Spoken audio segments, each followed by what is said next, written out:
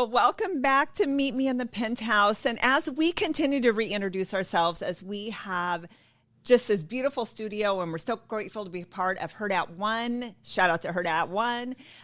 We are going to continue just sharing a little bit more about us. So in the previous episodes, if you go back and watch one of the 75 or listen to, we're going to just repeat because we have so many new listeners and we're so grateful for you. But one of the things we talked about is just being raised by parents. Again, we're 20 months apart. Our lives are two totally different lives, but we do make decisions quickly. And that is something that we love, helping women make decisions. That is why we love Meet Me in the Penthouse, because we are helping you decide to have the mindset of a champion, decide to make a move, decide to live in the penthouse, right on that energy and that frequency and in that abundant mindset. And so a couple of decisions that we talked about and we discussed, it's like, let's share some of our personal stories of decision. And for me, we talked about, again, we both attended Nebraska Wesleyan, and I have a child there who's in his 5th year, and I keep saying he's going to be a 30-year-old senior, but he plays baseball and he has benefited from COVID, from a red shirt, so he's hopped around from colleges, had just a lovely experience, but we're so glad that he's at our alma mater back in Nebraska and at Nebraska Wesleyan. But a decision that I had to make is when he was 2 years old, perfectly healthy, perfectly normal, but he began to just fall down. And his teacher at preschool, at Parents' Day Out, said there's just something not right with him. Well, as I was writing with some of my clients in real estate, I was showing houses. My husband at the time called me and said, oh my gosh, something is wrong with Charlie. He was taking the kids to a birthday party. Charlie was turning blue. He wasn't breathing. So he threw the phone and called 911. I could just hear him screaming.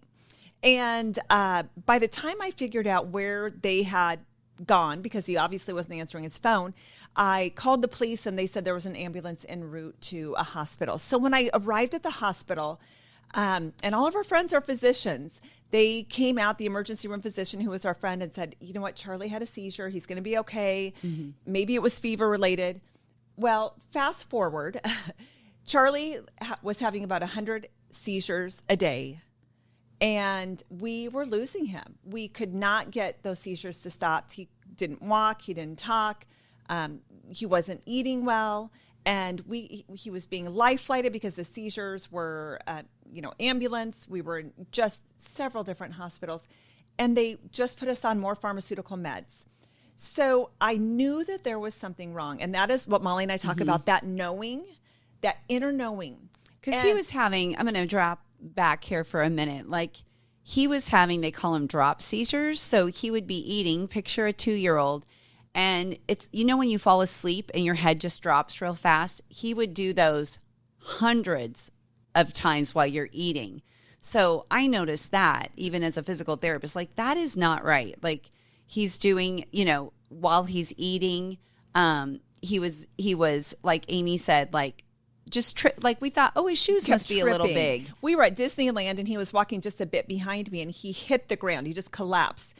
And I thought he had tripped. And a gentleman behind me said, ma'am, I'm a doctor and he didn't trip. Like, there's something happened. There was an episode. So our lives continue to be like that. People, would say there's something, they would notice, like, what is going on with Charlie? Like, and as a mom, that knowing, and this is before the internet was really, really active. Oh, yeah. But I looked it up online after I checked the yellow pages because I needed to find some place. I was looking for a pediatric epileptologist. And I was so desperate. And I called to make an appointment in Minnesota with a world-renowned doctor. And I thought I called the front desk of the epilepsy clinic. And instead, I got the nurse's station. So let me just start by saying there are so many God moments in this story of making decisions, stepping out in faith, and God always shows through. So I called the nurse's station, and I said, I'd like to make an appointment. And this lady said, honey, this is the nurse's station. So I explained to her what was going on, and she said, it takes 6 months to get in to the specialized doctor. And I said, ma'am, what would you do if you were me? I asked her, I said, do you have children? And she said, yes. And I said, what would you do if you were me? And she said, there's one bed left. Get him up here through the emergency room. and I'll hold the bed for you. Another God moment. So I had them hold the bed. I told my husband at the time and my 5-year-old daughter, I got her to a friend's house, and I started to drive to Minnesota. I was like, I don't care. I don't care who's on board. Everybody at that point thought I was crazy, right? Because they're all in the medical field. Our friends are all physicians. But I knew there was something not right. And so as I began to fly or to drive up in Omaha, he began to have several more seizures. So I called the airport to order. That was when Northwest Airlines was still Northwest was still around. And so I called to buy a plane ticket, and our credit card didn't work. And they were maxed out. We were business owners. We were putting it all back into the business, living in the beautiful country clubhouse, living the life with maxed out credit cards and just so much stress in our lives. And the gal on the other end said, I have some frequent flyer miles. Let me pay for your ticket. So Charlie flew on my lap to Minnesota, and we went in through the emergency room. And I remember when we got up to the epilepsy unit, I walked in and there were all these children. They were like teenagers, like 12-year-olds, just a variety. There were maybe 10 of them. And they had the EEG wires on their head. They had seizure helmets. Mm-hmm. They were in wheelchairs. They were nonverbal. They were diapered. They were tube fed. They were very disabled. And I remember saying, like, I think we're at the wrong place. Mm-hmm. I think we're at the wrong place. And the nurse said, you know what? These children have a really rare disease that's medication resistant. It's called Lennox-Gastaut syndrome. Don't worry. They told us to plan 2 weeks there. They were going to run all the tests on Charlie. 24 hours later, the doctor asked us to come into the boardroom. And back then, they put a cassette tape in and pushed, play and record. Do you remember that? Play and record? Yeah. And so by that time, Molly had come up, mom and dad. Mom had just been diagnosed with breast cancer, and she still came up and pushed record and play on the cassette tape. And he said, Charlie has Lennox-Gastaut syndrome. And I remember just having this out-of-body experience, and I crawled out of the room. I was hysterically crying. I was like wailing might be. Wailing was the word. Yeah. Yes, wailing. So my nearly 3-year-old was going to be like those other children that had full-time caregivers that, were diapered still at 12, nonverbal, tube fed. So I crawled to the end of the hallway on my hands and knees on the concrete tile in this hospital. And I got to the end of the hallway. There was a cross on a church across the street. And I had that spiritual experience, that knowing God for me, inwardly say, stand up, your child's going to be a miracle. And so I stood up, I walked back into the room, and all of this is recorded. I just found that cassette recording the other day. I had the cassette tape, but no record. No cassette record. Where does one even go get that? Like Goodwill. I found one at Goodwill, and so I played it. So I listened to myself wailing 20 years later, if you can believe that. So anyway, they told me we were assigned a caseworker. Your child's going to remain a 2-year-old. And I said, what's the % chance that he could be cured of this? Do you know any children that don't have seizures, that don't have disabilities, that don't have full-time care? And our doctor did not know any, but he said, I'm waiting for someone. And if anybody can be, Charlie can be. So I made the decision. This is where I made the decision that day to see my son as healed. I saw him as healed. I saw him seizure-free in my mind. I saw him playing baseball in my mind. I saw him getting invited to birthday parties, learning to walk again, learning to feed himself again, potty training, being potty trained, not in a wheelchair, not wearing a seizure helmet like all the other kids. I made the decision that my child was going to be healed. And it was not an easy journey. I did have full-time care. He was, on IEPs. We had everything. He came home in a seizure helmet. And we worked with Johns Hopkins. Yep. I always fumble over that with going to start the ketogenic diet. But I made another decision one day that I was going to wean him off all pharmaceutical meds. For me, that was a decision I made. And I remember because he was on 5 anticonvulsants and it was just awful. And I could just see him. I kept losing him. And so I kind of started to wean him down. And then as we would do more MRIs, all of a sudden the lesions on his brain would clear up. And they'd clear up and they'd clear up until he was finally off all medications and there was no seizure activity, no lesions on his brain. And so today, he is the only one of record that's seizure-free, disability-free, and medication-free. Yes. And so, I mean, but we had the full-time nurse. We had everything that they told us for years. But I saw him as healed I saw him as playing baseball. And now he might be playing baseball at college for 10 more years. That's why we're like, no, he won't. The money trains run out for paying tuition. But, he played baseball in college for 5 years as a left-handed pitcher. Yes. He is the only one of record that has, that has had this diagnosis. And we've had people say, was he misdiagnosed? And we've had Oxford University, so many people. But ladies and gentlemen, I made a decision. Mm-hmm. I trusted my knowing. Many times. People thought I was crazy. I kept my blinders on. I stayed in my lane.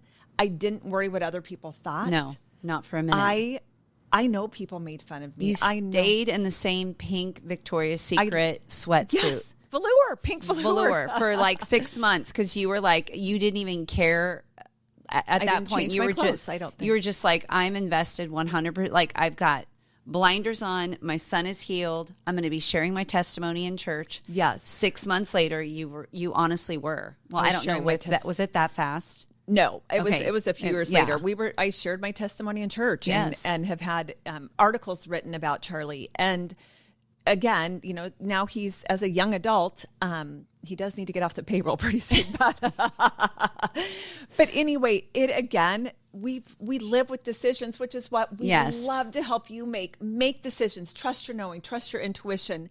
And just like Molly has such an amazing story too of making decisions. Yeah. Endurance. I always say endurance is my superpower, not because I had to, but because I chose to. And I remember as a young, and I say, if you see it in your mind first, and we finally learned about this phenomenon and what it's, what it actually is when we were in San Diego at a longevity and optimization conference that we went to in December of this past year.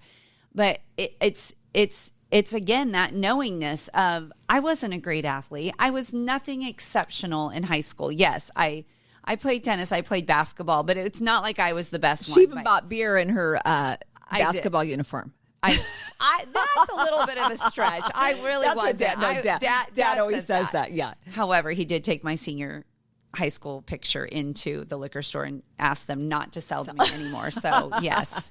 But I wasn't like a great athlete. I wasn't like, I was athletic, but it's again, what you see in your mind. And I wasn't one of those, even though we were at a big Class A school, I wasn't like, number one singles player in tennis, but I loved moving, right? I loved a community of an athletic team. And so when I was in my, and this is such a great story, but I ran my first marathon when I was 29. I ran the Chicago Marathon and I wanted to do something big before I turned 30. And I thought one and done, right?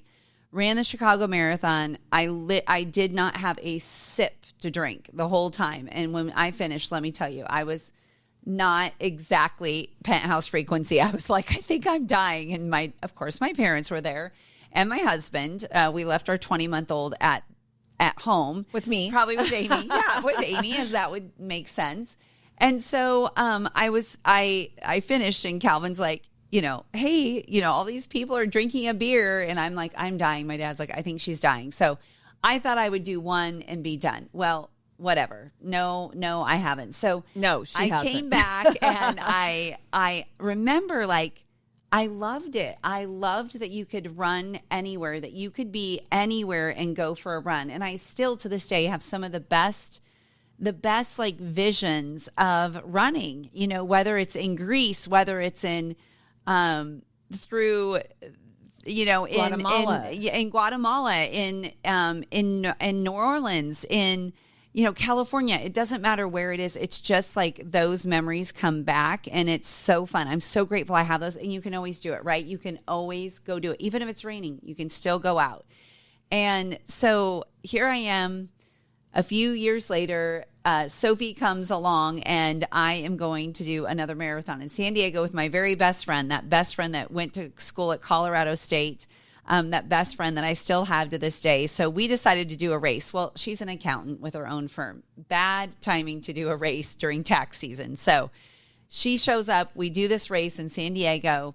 And 6 weeks later, I decided to do a triathlon. I've never done a triathlon. I don't own a bike. I have a mountain bike, but I don't own like a fancy, what I would have called a 10-speed back then. I didn't own a fancy road bike or anything. So back in those days, you could borrow. Like I rented a bike from bike peddlers and I rode that for 6 weeks, and they had the little cages you put your feet in. I even fell over once on that bike, but I figured out how to do it, and that's another thing that we always say with making a decision is, once you make the decision, the way will be shown. Yes. That is trusting your gut, trusting, we call it faith for sure. Faith doesn't have to be religious. It can be spiritual. Like I trust that I'm going to be supported. We always just say it's God working for us, right? So I made the decision. I'm going to do this triathlon. I knew how to swim. I was a lifeguard. It's not like I had great skills. Although we did swim, like didn't want to get our hair wet, or was that just me? That was just you. Because then that we'd go out. Yeah. Yes, okay. that was of course fancy Amy. Of course, she didn't wear heels back then to the pool, but darn near. But I'd be like, yeah, this is how you swim. Like you put your face in the water, and they're all like, okay, not me though, because I've got my hair and makeup done. So I do my very first triathlon. Didn't realize you get pummeled in the face. Your goggles come off. I swam on some man. I literally swam on top of him the whole time through the race. But here's the cool thing is I made the podium that day. And I remember that feeling. And how old were you? 32? I was 32. Yep. I was 32. And I remember standing up there, had a baby and a almost 3-year-old, and thinking, oh my gosh, I'm actually good at something. Like I'm good at this. I'm good at something. And it took me until I was 32 to realize like, oh my goodness, like where has this thing been all my life? Where has this triathloning been all my life? And so from there, it led to years and years and years to me thinking, by the time I'm 40, I'm going to do Ironman. At this point, I've met my group of friends. We're doing Tuesday Speedworks. It was so hard. It was so grueling. And you would get like 1 second faster in every marathon. You're like, and by the way, like she mentioned in the first episode, you have to get up at 4:30 in the morning to do some of these long runs. So she would spend the night at my house because her husband traveled for work with her kids, so that I could be there with the kids. Yes. So the kids could sleep, the little kids. Thank God. You could go out and run. And then be in the clinic by 7 a.m. to treat patients with wet hair. And, but yeah, again, thank God for a sister. I know. A lot of this would not have happened for either one of us. You're welcome. No. She's always like a little bitter about that, but she was sleeping, I'm pretty sure. But anyway, so I decide by the time I'm 40, I'm going to do an Ironman. Well, that didn't happen. I did my first tell them what an Ironman is. Like, I should tell them. She just takes it so lightly. I'm like, do you know how huge this is? Yeah. So first I did a half Ironman. That's a 1.2 mile swim, 56 mile bike, and 13.1 mile run. So it's all at once, not over 3 days. Yeah. As her husband's like, all at once. Her new husband now says that, like, all at once. Okay. But so I did that and I found out I'm really good at that distance. I really like that distance. So I spent the next decade. And there were some times definitely where I put those dreams on the back burner, not because they weren't going to happen, but just there were times that you were just so busy with kids. But I would always show up with my bike. I would always, there were not times that it was super convenient friends that I was like, okay, we're traveling to Kansas City for a baseball tournament and she'd put her bike in and ride her bike to the tournament from the hotel. And there were some times. Yeah. Full disclosure. Sam did say, can't you just be like the other moms and come to my baseball game? Not in padded shorts and not riding your bike 80 miles. But I was like, I'm fitting this all in around my family. I'm doing the best I can. So there were years where I didn't go and do races, but I always was equipped to go do them. But finally, 50 years old comes and goes. And I think, all right, this is it. I'm going to do Ironman. But you guys, that's a little scary race. That is what is an Ironman race. So, the chance would come up to go all in, and I would pull back, and I would be too scared to make a decision. And so I finally made the decision all on my own. Nobody else is doing this with me. And this is, again, why we teach women to make decisions. I made the decisions. I made a post about it. I put it up, and I was like, now there's no turning back. I've got 9 months. I'm always ready to do a race. But in Ironman is endurance. Like I said, it is a 2.4 mile swim. Then you get on your bike and you ride 112 miles. I chose Wisconsin, which is known as the hilliest course. Yeah. It is very, very challenging. And then you run a marathon, 26.2 miles. So it's 140.6 miles all at one time. And I just thought I would be 50. I thought I'd be 40 when I did this. And so out I set to do this. And you guys, it wasn't like it wasn't scary. There are times that I thought, what if I get injured? What if I can't do? And a lot of this comes, right? Sometimes when you make a decision, you have all the what ifs, you have the doubts, you have the fear that creeps in. Oh my gosh, what if I get injured? What if I can't finish? What if you have to make certain qualifying times. Like you have to be out of the water in a certain amount of time. You have to be off your bike. You can't spend 3 days doing it. There is a cutoff time. And so all those things run through your mind. But here's the thing. Why would I choose to believe something that's not true? Well, and here's the other thing that is so important. You chose to surround yourself, Icon, with other crazies, but with other women that made the decision, other people that decided. You weren't listening to the people that said, oh my gosh, you're going to exercise for 14 hours straight. Yes. You surrounded yourself with others that had made the decision in the past or currently and said, of course you can do this. You can do anything. Like the mindset, right? They were in the Penthouse. You surrounded yourself with Penthouse thinkers. Exactly. So don't hang around the people that are like, that's ridiculous. That's never going to happen. If that happened with Charlie, where would we be? Right. Honestly, if I listened to all my neighbors, all of our friends. Who knows if you never know. So I think that is what making a decision makes. And we're never saying, oh gosh, it's it comes easily but it can be if you make the decision. If you make the decision of this can be easy, and really the training it really was effortless. It was. Until a raccoon ran in front of you and knocked you off your bike. The raccoon incident was rather sad, actually. And I love when people aren't from Nebraska. They're like, did the raccoon live? I was like, lady, the thing slide tackled my wheel. I went careening with stitches all over my body, scabs, scales, everything. I mean, it was road rash, a broken chain. The thing broke my chain. It was that crazy of a raccoon. So I don't know if the raccoon lived, to be quite honest. But Molly did. But I did. And there's plenty more raccoons in the world. If it did not survive, God forbid. I'm going to say it did. For all of our listeners, it did, for real. Yes. I'm sure it did. But point being is, it comes to race day, and it was perfect. The conditions were perfect. And again, just because of my previous life, like I am built for this. Like I know I am built for this. Everything I've done leading up to this is for this. And I honestly, it was not even hard, I will say, until the marathon. And that's my specialty. That's my jam. But miles 6 to 18 were freaking long. And you can't have, did I tell you? By the way, you can't have headphones. So silence. Your own thought. You're in your own thoughts. Yes. Nor can you talk to anybody. You all know that we love people, right? We're woos. Win others over. But you can't talk to anyone either because you'll get disqualified. So you're like, okay, it's me and my thoughts.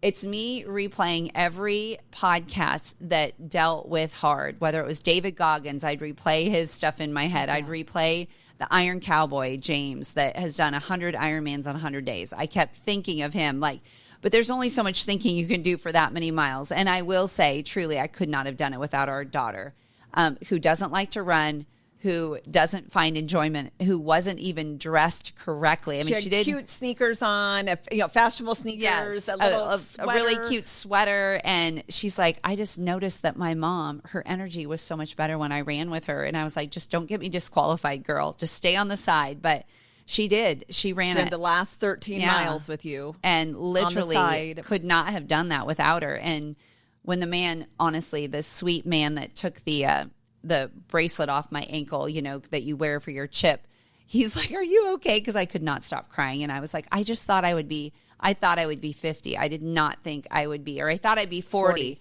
I said, it took me 12 years later to hit that goal. To be an Iron Woman. Yes. You crossed the finish line and they say, "Molly Croker, you are an Iron Man." And it is the most, truly the most special words I've ever heard in my life. Yeah. Like, truly, I was like, that's all I ever wanted was to hear that. I was screaming. My mom, God bless my parents. I mean, we are there. My parents are there. Of course they are. I did take them back to the Airbnb to take a nap so I could go slam a beer while they. It's a long day of racing. Like 14 hours of a place you're not familiar with, trying to see her. Yes, it is not. But I remember, like, you did it. Yes, you did it. Yes, it's almost like this. It's this voice that you're like, what the heck? You know, I also heard my mom's voice when I crossed the finish line with thousands of other people, and there's 1 million spectators at Chicago Marathon, and whose voice did I hear? My mom's. I'm like, how funny that you hear these very impressive voices. But all to say that Ironman came with a decision.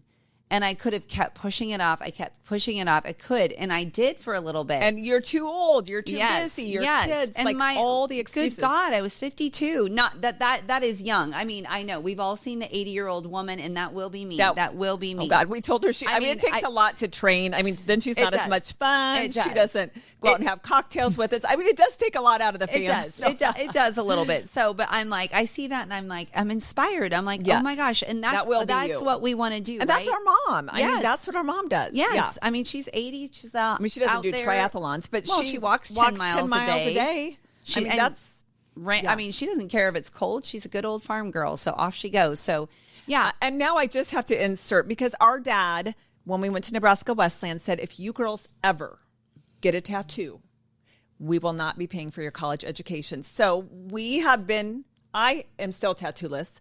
Molly, however, I do. My one and only. She broke my one and Dad's only rule at 54. You got a tattoo. It took me 2 years to get, because I was like, okay, I got to make sure. We had to make sure Dad wasn't going to be upset. Yes, yeah. I'm not going to get grounded from my dad. But and I got it. Somebody called this like the power position when you have a mic, like your mic arm, right there, your mic arm, yeah. my mic arm, and my 23-year-old actually placed it. She said, "Mom, get it there so when you do a selfie." And I was like, "That's great," because I don't really want it on my calf where it's supposed to go. But yes, my one and only tattoo, but thank God my college is paid for at this point. Yes. So. And Dad actually was supportive. Our 85-year-old dad, he loves to show it. He's so proud of Molly that he loves to show it. Yes. And so as we bring this back around to just the power of a decision, and there's nothing special about Molly and I.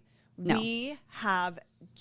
We surround ourselves with women who make the same decisions. And that doesn't mean that they're always the right decisions. I have failed more times than anybody has. Both of us. But we pivot. And we think, well, that didn't work. And so we make what can we try that will? Yes. We're always like, well, how else can we try it? What else can we do? And again, being with people that help guide us, being in mastermind groups, being in communities. That's what we're creating. Just like our dad, who, was sobered up 50 years ago, he made the decision to every day. And he'd say 1 second at a time, I'm not going to drink. 1 minute, the next minute, the next. So one day at a time, as he always says, he's made the decision to not have a drink. And he has created an incredible community and mentored an incredible community of men.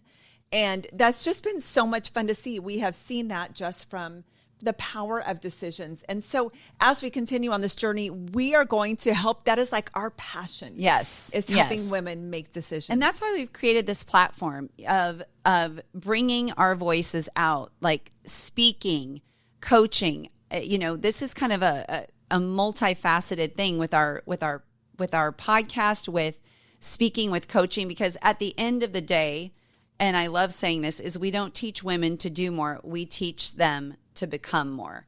And that's really the whole point, because we've been in the doing phase, the grinding, the exhaustion, the hustle. Yes. But the cortisol levels, we call it fluffy. Out. You're maxed out. We were you're a little fluffy because and it wasn't from beer because you didn't have time to drink beer. No. but you must. I found time to drink beer. She might be fancy, but in her previous day, a Bud Light, Yes. a Bud Light just wrapped with a napkin around it. But, Yes. But I do love that we really want to teach women how to become more. That the doing, the first half of our life, it really was about the doing. It's about the becoming. And when you love who you're becoming, decisions come easier. They come quickly. They become 100% full force without even a hesitation. And that's Our what we dad do. does say, have you run this by your husbands? And we're like, no. Why do we need to run it by our husbands? No. I mean, they don't expect us to anyway. So we do make decisions. I mean, of course, we think of them and how it will impact them. But we don't need. They trust us. Yeah, they do trust us. They trust us. Yes. So that's a wrap, friends. Is we just want you to know and feel strong in making decisions. And I want to leave you with this. What decision have you been thinking about?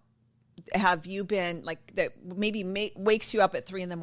What decision do you need to make that could change the entire trajectory of your life?